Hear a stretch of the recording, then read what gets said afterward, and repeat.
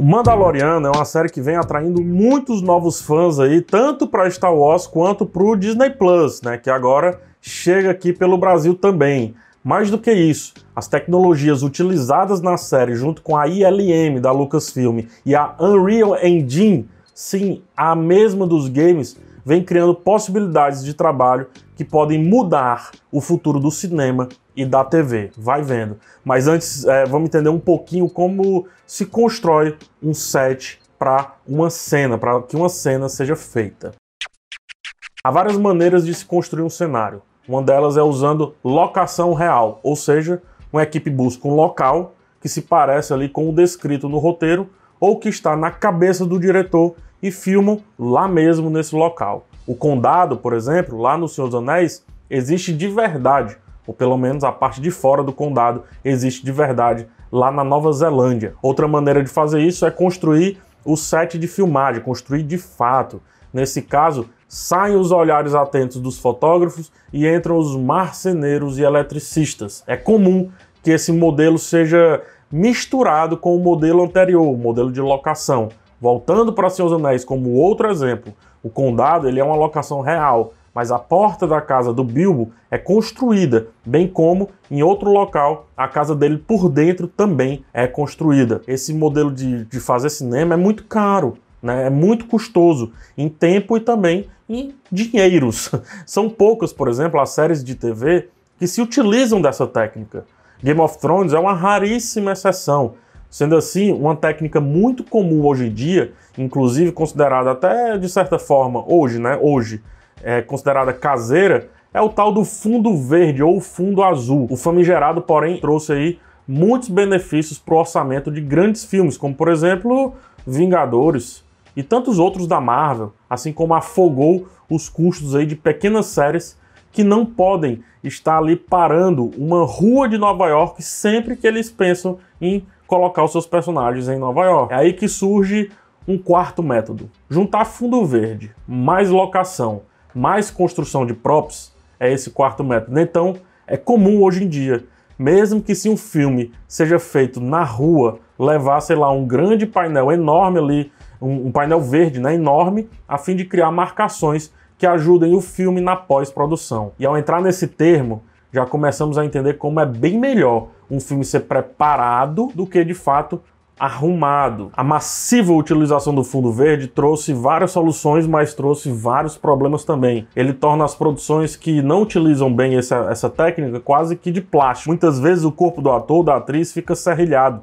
E até em filmes da Marvel, vez ou outra, é preciso fazer uma pós-produção relativamente grande para tirar os reflexos do verde no objeto principal, reflexos do verde no cenário e por aí vai. É comum que diretores percam cenas-chave por não terem se preparado bem para a pós-produção da cena. Por outro lado, criou-se ali uma cultura massiva de fazer o filme depois dele ser rodado, o que permite, por exemplo, Snyder Cuts da vida, ou atores e atrizes que sequer sabem como que o filme vai ficar, uma vez que eles viveram tudo em uma grande sala verde. Depois dessa grande e importante introdução feita, vamos ao que Mandaloriano, Jon Favreau e a equipe de efeitos especiais e efeitos visuais da Industrial Light and Magic e a Epic Games, o que é que eles estão trazendo de novo. Quer dizer, novo entre aspas, e você vai entender por que entre aspas.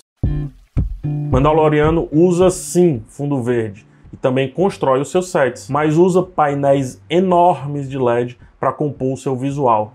Isso mesmo, o fundo, o cenário de Mandaloriano é feito, em grande parte, com gigantes painéis de LED. Um peso enorme que era colocado na pós-produção, agora é colocado na pré-produção, com a equipe de efeitos, criando cenários, situações e simulações de luz real. Eis aí, talvez, o principal ganho de se utilizar essa técnica: luz.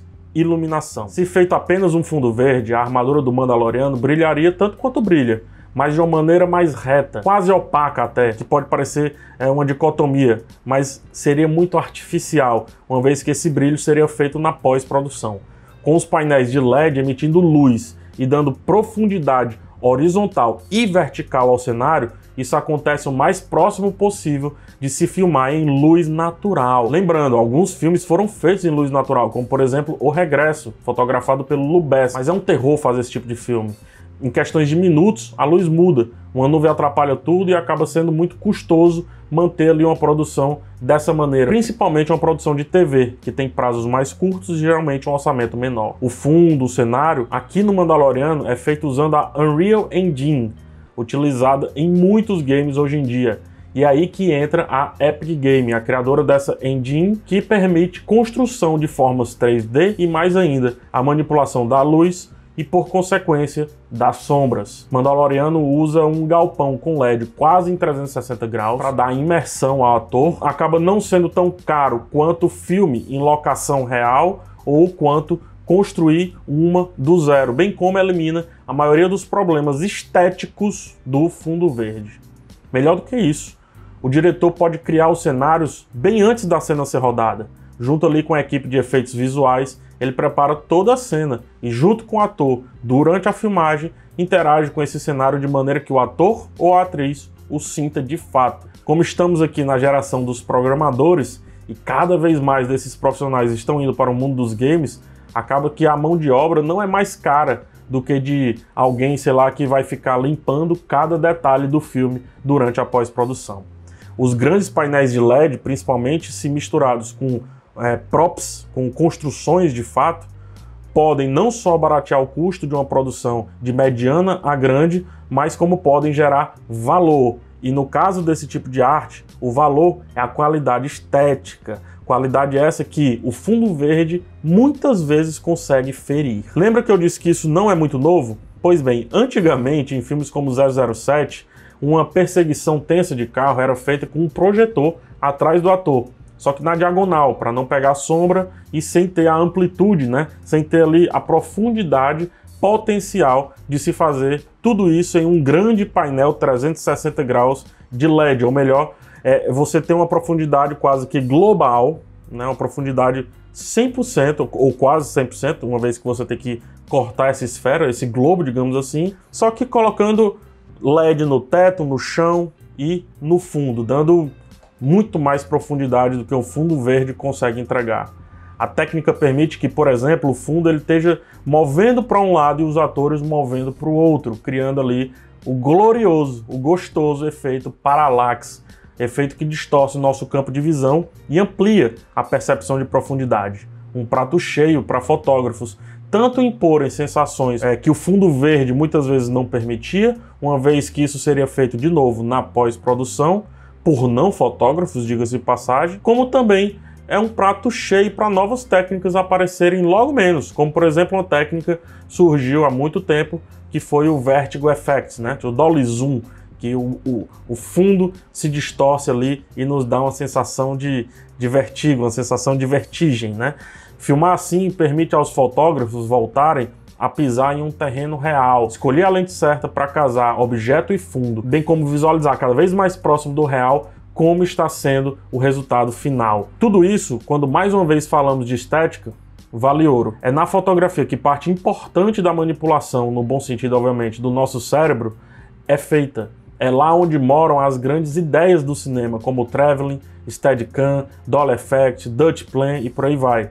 Coisas que estavam ou parando de existir ou sendo feitas de maneira artificial demais, artificial a ponto dos olhos sentirem a falta de pureza do real. E se você ainda precisar de um fundo verde, tudo bem, coloca a tela toda verde e tá feito.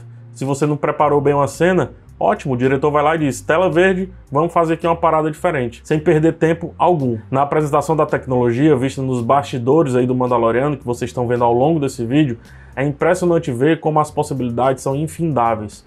Usando óculos de realidade virtual, por exemplo, é possível ver literalmente como que o filme está ficando em relação à profundidade, tudo isso que eu já falei. O que me leva a pensar, feito para jogos, assim como a Unreal Engine, no futuro poderemos ter diretores e fotógrafos com seus óculos de jogador número 1, fazendo ali um filme com a percepção praticamente final, levando para pós-produção apenas o essencial e fazendo um filme ter, de maneira mais organizada, data e hora para acabar sem estourar tanto o seu orçamento. Para uma empresa que lança 2 ou 3 filmes de ação de super-heróis por ano, ao comprar Star Wars, a Disney levou a ILM, empresa de efeitos especiais criada pelo George Lucas para Star Wars, Indiana Jones e tantos outros filmes. Então, se a Weta, criada por Peter Jackson, revolucionou o mercado com a captura de movimentos, que é uma tecnologia relativamente cara, diga-se de passagem, a ILM chega com força, entregando uma série linda, né, no caso aí Mandaloriano, com tecnologia que pode ser facilmente reproduzida por outros estúdios e que se conecta bastante com o perfil profissional da nova geração de criadores. Isso só prova porque o Mandaloriano